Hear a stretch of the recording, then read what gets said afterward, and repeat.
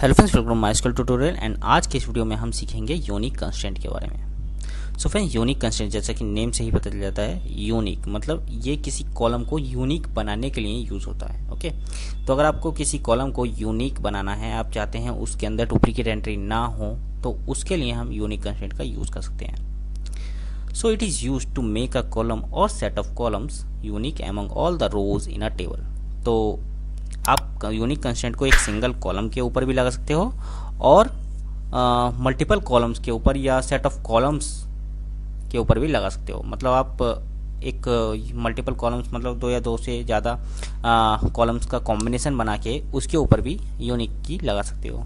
Okay, तो उससे क्या होगा, उस कॉम्बिनेशन मतलब वैसे कॉलम वाइज तो अगर मल्टीपल कॉलम के ऊपर आपने यूनिक की लगाई है तो उससे क्या होगा कि कॉलम सिंगल कॉलम में तो डुप्लीकेट एंट्री हो सकती है, लेकिन कॉम्बिनेशन ऑफ कॉलम जो होगा वो आपका यूनिक रहेगा।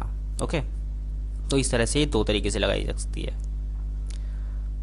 तो इट अलाउज नल वैल्यूज, मतलब जिस कॉलम पे आप यूनिक की को लगाओगे वो नल वैल्यूज को तो अलाउ करता है। ओके, लेकिन अगर आपने वैल्यू पास की तो जो वैल्यू है वो पूरे कॉलम के अंदर यूनिक रहेगी। जो भी वैल्यू आप पास करोगे वो यूनिक रहेगी, डुप्लीकेट नहीं होगी। There can be multiple unique keys in a table. Okay, तो एक टेबल के अंदर आप एक से ज़्यादा यूनिक की लगा सकते हो। ओके, चलिए तो इसका एक एग्जांपल देखते हैं, इसको एक एग्जांपल के जरिए समझते हैं।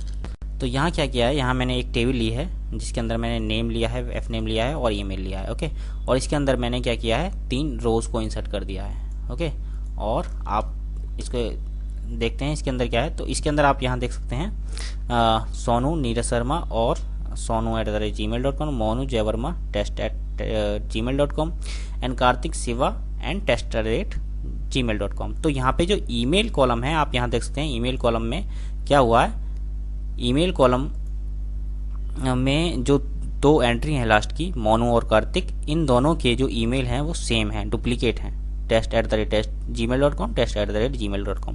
लेकिन हम क्या चाहते हैं, हर एक एम्प्लॉय अपना डिफरेंट, अपना यूनिक ईमेल रखे।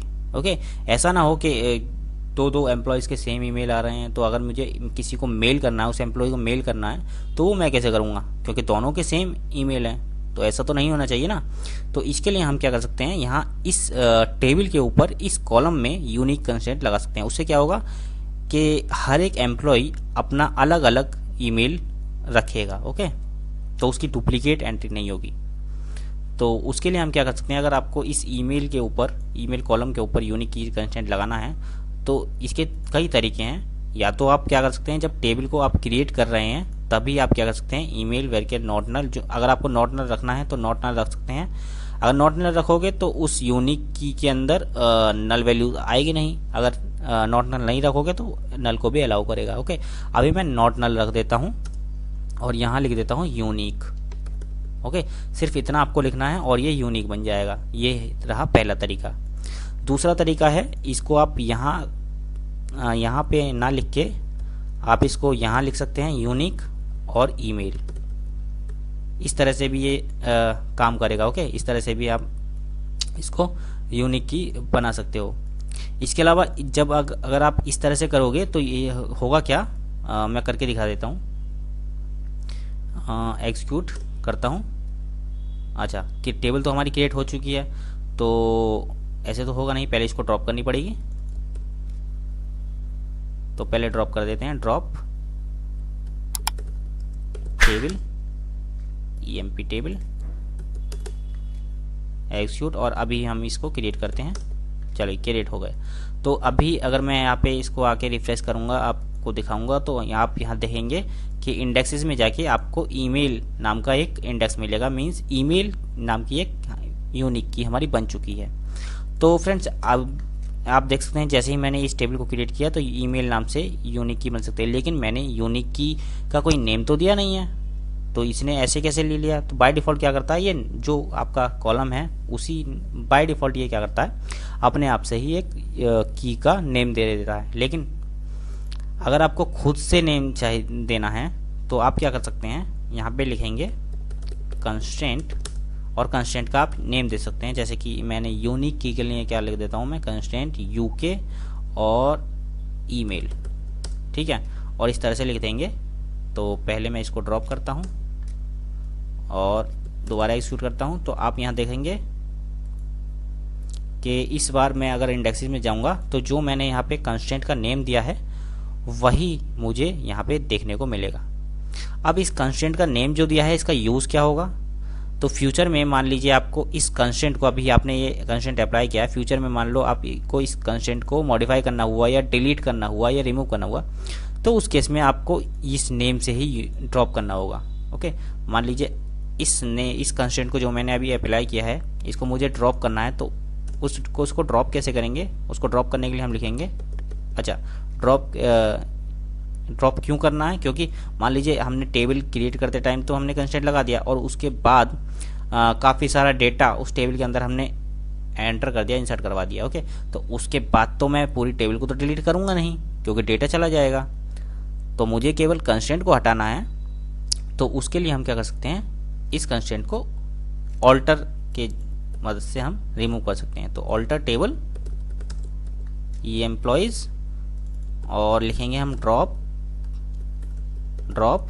कंस्ट्रेंट और कंस्ट्रेंट का नेम जो भी आपको यहाँ पे दिख रहा है वही आप यहाँ पे पास कर दीजिए और एंटर कीजिए, तो आपका जो कंस्ट्रेंट है वो रिमूव हो जाएगा। और अभी आप यहाँ पे रिमूव देखेंगे तो इंडेक्स कोई नहीं है। ओके, तो इस तरह से भी हम कंस्ट्रेंट को लगा सकते हैं। ओके, तो ये हो गया हमारा ड्रॉप करने के लिए।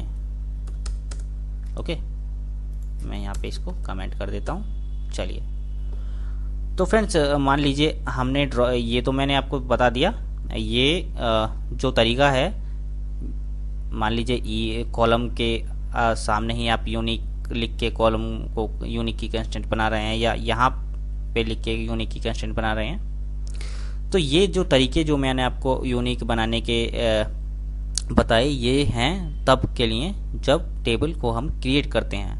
लेकिन मान लीजिए आपकी टेबल क्रिएट हो चुकी है और उसके बाद आप यूनिक की कंस्ट्रेंट को अप्लाई करना चाहते हैं, तो वो कैसे करेंगे, तो उसके लिए हम सेम ऑल्टर के जरिए ही यूनिक बनाएंगे। तो उसके लिए हम लिखेंगे ऑल्टर टेबल एम्प्लॉइज, यहाँ पे हमने लिखा था ड्रॉप कंस्ट्रेंट, अभी हम लिखेंगे ऐड कंस्ट्रेंट और कंस्ट्रेंट का नेम और अच्छा कंस्ट्रेंट का नेम मैंने यहाँ से उठाया, ये मत सोच लेना, क्योंकि ये जो चीज़ है इसको तो अभी मैं रिमूव करने वाला हूँ, क्योंकि अभी क्या है, अभी अगर आप देखोगे तो यहाँ पे कंस्ट्रेंट है ही नहीं। ओके,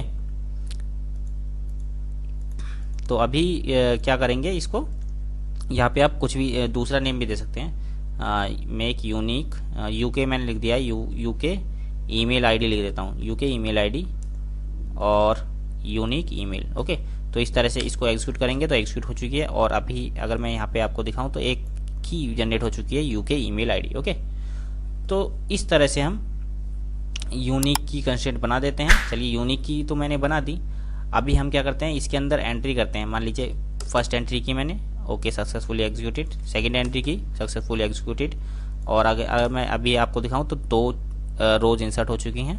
अभी मैं तीसरी एंट्री करता हूं तो आप देख सकते हैं यहाँ पे एक एरर आ गई है। एरर क्या आई है, डुप्लीकेट एंट्री test@gmail.com फॉर की employees UK email ID. Okay, तो क्योंकि इसका जो ईमेल आईडी है वो डुप्लीकेट हो रहा है, तो इसीलिए ये इंसर्ट नहीं करने दे रहा है, उसको प्रिवेंट कर रहा है डुप्लीकेट एंट्री को। तो अगर मैं इसको टेस्ट 1 कर देता हूँ और एग्जीक्यूट करता हूँ तो आप देख सकते हैं सक्सेसफुली एग्जीक्यूटेड, और अब भी आपको मैं दिखाऊँ तो 3 रो इंसर्ट हो चुकी हैं। ओके, तो इस तरह से हम यूनिक की कंस्ट्रेंट का यूज़ करते हैं। सो फ्रेंड्स, इस वीडियो में मैंने आपको बताया कि अगर आपको किसी टेबल के अंदर टेबल को बनाते टाइम यूनिक की कंस्ट्रेंट लगाना है तो वो कैसे करेंगे। उसके लिए हम यहाँ पे यूनिक लिख देंगे कॉलम के आगे। ओके, या आप यहाँ टेबल को क्रिएट करते टाइम यूनिक इस तरह से लिख सकते हैं, या अगर आपको कंस्ट्रेंट का नेम देना है तो आप लिख सकते हैं यहाँ पे कंस्ट्रेंट और उसका नेम दे सकते हैं यूके ईमेल जो भी, ठीक है, इस तरह से भी दे सकते हैं। ये 3 मेथड मैंने आपको बताए। ओके, और चौथा, टेबल अगर क्रिएट हो चुकी है उसके बाद आपको कंस्ट्रेंट लगाना है तो इस तरह से लगा सकते हैं। और अगर आपको कंस्ट्रेंट को ड्रॉप करना है तो इस तरह से हम ड्रॉप कर सकते हैं। तो ये 5 तरीके मैंने आपको बताए। तो आई होप कि आपको ये यूनिक कंस्ट्रेंट जो है इसका कॉन्सेप्ट सामने आ गया होगा। वीडियो पसंद आए तो वीडियो को लाइक कर देना, चैनल पर नए तो सब्सक्राइब कर देना, बेल आइकन को जरूर प्रेस करना, ताकि इसी तरीके से इस तरीके के जावा से रिलेटेड वीडियोज़, माइस्क्यूएल से रिलेटेड वीडियोज़ आपको मिलते रहें। तो मिलते हैं नेक्स्ट वीडियो में। नेक्स्ट वीडियो में हम प्राइमरी की कंस्ट्रेंट के बारे में सीखेंगे। So till then, bye bye.